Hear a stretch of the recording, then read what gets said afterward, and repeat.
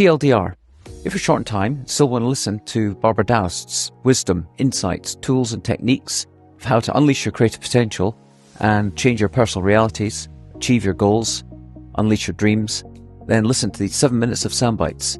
But if you do have time, you're out a run on a cycle or a long drive, then do listen to the full episode. It's long, but it's full of great wisdom, insights, and a wonderful story. If you do enjoy it, please share it with your friends and family because it helps us grow this podcast. Thank you very much. A lot of people will say, let's connect to your why, and when you have your why, that will drive you. But there are some people who just have a want. For example, Edmund Hillary wanted to reach the top of Mount Everest, but he didn't exactly know his why. He just knew he wanted it.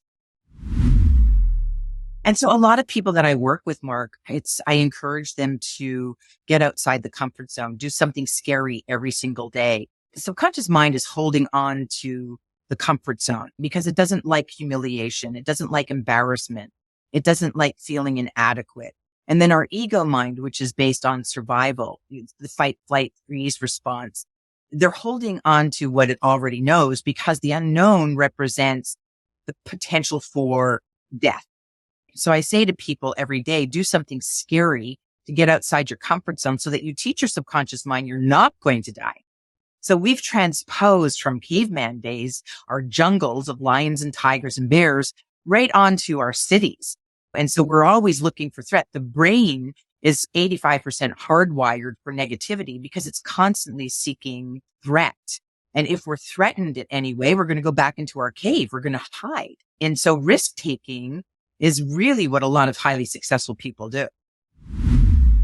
Part of the problem with training, and billions of dollars are spent on training in corporations and businesses, but they're not focused on the individual's paradigms.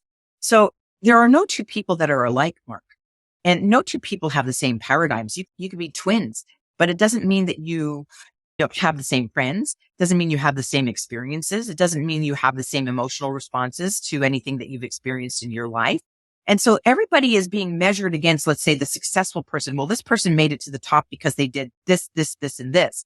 They picked the phone and they made their 30 phone calls a day. They did their cold calls, whatever, and then we're being taught, people are being trained to compare themselves to the highly successful individual in the corporation. And if you look anywhere, it's usually 5% that are succeeding because they're not dealing with the individual's paradigm. And that paradigm is that individual's limiting beliefs, their programming, their conditioned environment, their circumstances, and they're not even aware that they're being held back by this programming on the subconscious level. So it's to bring it up to the conscious level because the conscious mind is really, the purpose of the conscious mind is to focus and choose.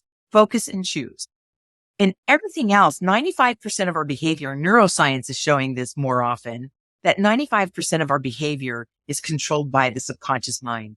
All the programming, the limiting beliefs, ancestral, generational programming, right? And that's why first generation, second generation, third generation welfare becomes fourth generation welfare. I have to give feedback. And it's just because my antennae are picking up, things that you can't see in you. So that, I think, one of my biggest talents. But I could also see that using that most of my life pushed me away from understanding highest level of change, of going through change and understanding that change is a painful process, which is why most people don't change. Because we have the tendency to be negative, the brain is 85% wired for negativity. We have the tendency to focus on what isn't working. And why we do that is because when we're in the what isn't working, we feel a lot of pain. We feel the emotion. We feel the trauma. And that's a vibration. So feelings are vibrations. We don't go around saying, how are you vibrating today? How are you feeling today? And it's just a conscious choice to, describe vibration when we use the word feeling. I always say smart goals are not that smart. Go for the big, hairy, audacious goal and then use SMART goals to get you there because the SMART goals are just what I call milestones. and that you want to be able to say, well, I'm aiming in this direction. So it's kind of like a torpedo that aims for its target and nothing's going to get in its way. It's a psycho-cybernetic system that we all have. If you're so focused on the big, hairy, audacious goal, the conscious mind goes into overwhelm. And remember, the focus of the conscious mind is focus and choose. So it's to have the awareness of this is the aim, but then to break it down, and then you're more likely to hit it. And when you hit that, you feel confident, you feel more success, and then you keep repeating it until you get bored. And then you're in that conscious competence phase. And so it's to hit those milestones or to design those milestones and to have a sense of designing your life. What usually happens is that things start to come to you, and it's whether or not you're going to say yes, because some of those things that come to you are what I call the unimaginable. We've got neural pathways, and these neural pathways are locked into grooves. And so if we keep doing the same thing over and over and over again, that groove just gets deeper and deeper and deeper and deeper and deeper and more committed to what it already knows.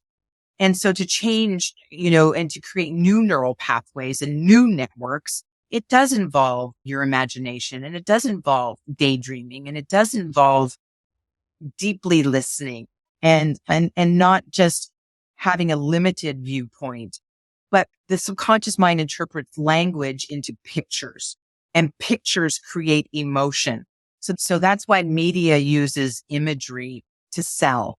And we don't buy from our thinking mind. There is a percentage that does buy from their thinking mind, but it's about 15%. The other 85% are buying from their emotional mind. So we're always responding or reacting from our emotional place, which is what is called our program, what we already know. And so to break up with that is really designing, again, a new idea, a new thought, or taking even a visual, an image, and go into a future memory. So most people are spending 97% of their day just rewiring past memories over and over and over, pictures of, things they did in the past. More often than not, it's great when you're focusing on, images of success or times that you felt happy or you felt joy or, the good times. But most people are focused on their mistakes, their regrets, what they didn't do right. It's really about growing the brain, growing the networks, having a growth mindset, and evolving it through frequencies that are more positive, healthy, regenerative. We're not going to regenerate our health if we don't believe we're going to be well. We're not going to do the work it takes to get better. A future memory is take a picture of something you want to have in your life, whether it's a trip to Bora Bora, or whether you want, to bring your family on a vacation, or whether or not you want to go to Disney World, whatever it is. And you take that future memory and dream about that every day instead of dreaming about what isn't working and the past that no longer is serving you. Because subconscious mind doesn't know the difference between past, present, or future. It only knows now. We could talk about all this goal setting and, bringing success principles and spiritual principles and universal laws together. But ultimately, I believe it's really about how do you engage in the present moment to its fullest. Okay, that's all for now, folks. Now here's my ask of you. Please follow this podcast on Apple or Spotify or whatever player you use. Also, please subscribe to our new Random Collisions newsletter. We really are working to build a global community of action takers, action engines of people that really care about the problems that need solving. Thank you very much, and see you next time.